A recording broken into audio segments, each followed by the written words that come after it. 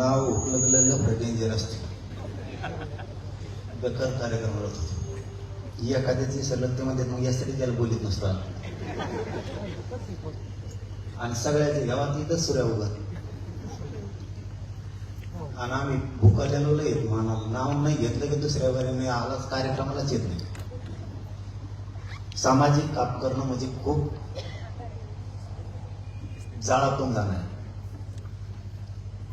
थांबय मागच्या शेंगा का म्हणतो बघ ना बोलून दे मग शिका आम्हाला मेळायला चान्स होता. मामाने तर धपका आणला सटकले होते मायामुळे तरी गुतले मामा करायचं नाही तर मामा म्हणले होते मला कुडकान जायचं मग मलाच जायचं.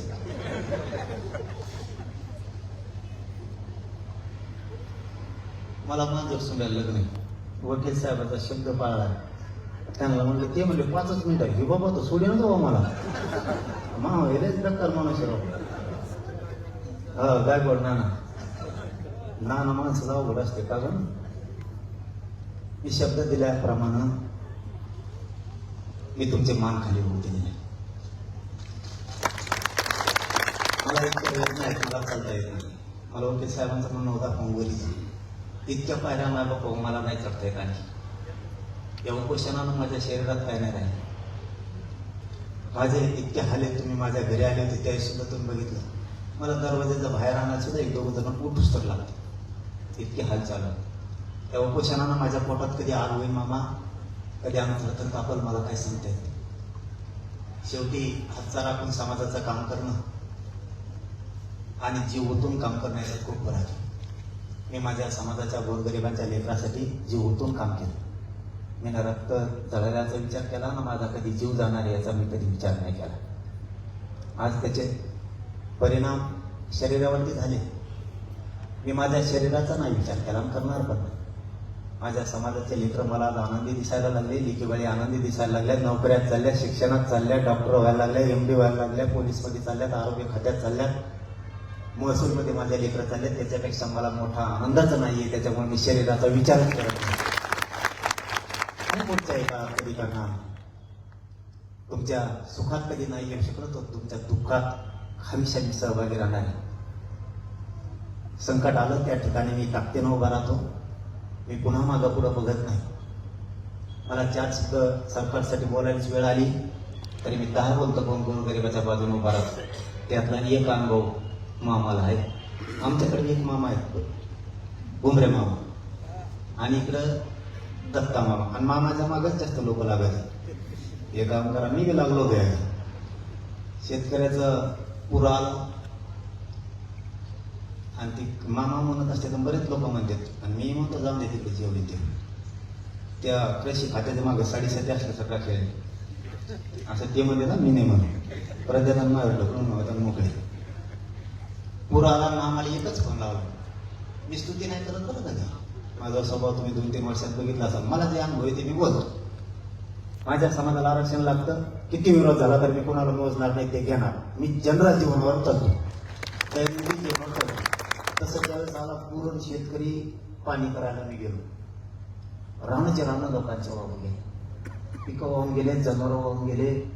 त्यांच्या घरात सोनं होतं कुणाचं धान्य होतं सगळं वाहून गेलं. आणि महसूल अधिकारीने पोलिस काय करायचे 2 जण पंचनामा हे त्याच्यावर ढकलायचं आणि ते त्याच्यावर ढकलायचं. एक तो महसूलचा अधिकारी म्हणला ज्याच्या गाई होऊन गेल्यात ना त्याचे पैसे देतो पण गाय दाखवा.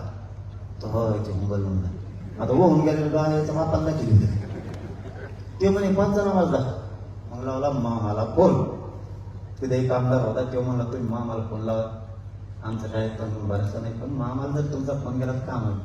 मी लावला फोन मामाला म्हणलं मामा गाई गेला तू म्हणून तुमचा माणूस म्हणतोय सापडून आणून द्या. त्याचा बापाने आणला का सापडून. मामा म्हणले तुमचे जेवढ्या गाई त्या ओहून गेल्या असत्या लोकांच्या ना मामा बरोबर आहे ना व्हायचं परत गोल मायावर गेला ढकलून जाळ सगळा. मामाला जेवढ्या गाई त्या ओहून गेल्या तर नाही पंचनामा केला तरी आपण त्यांना घ्यायला लावून लोकांनी जरी सांगितलं मेसेज टाकून की ह्या गाई होऊन गेल्या तरी त्याचे पैसे देऊ लोक खुश झाले. आमचं म्हणणं काय असतं की तुम्ही सत्ता ही हमेशा नसते. ज्या वेळेस हातात येईल त्या वेळेस तिचं सोनं करता आलं पाहिजे. गोरगरिबांसाठी तुम्ही जीव ओतून करा.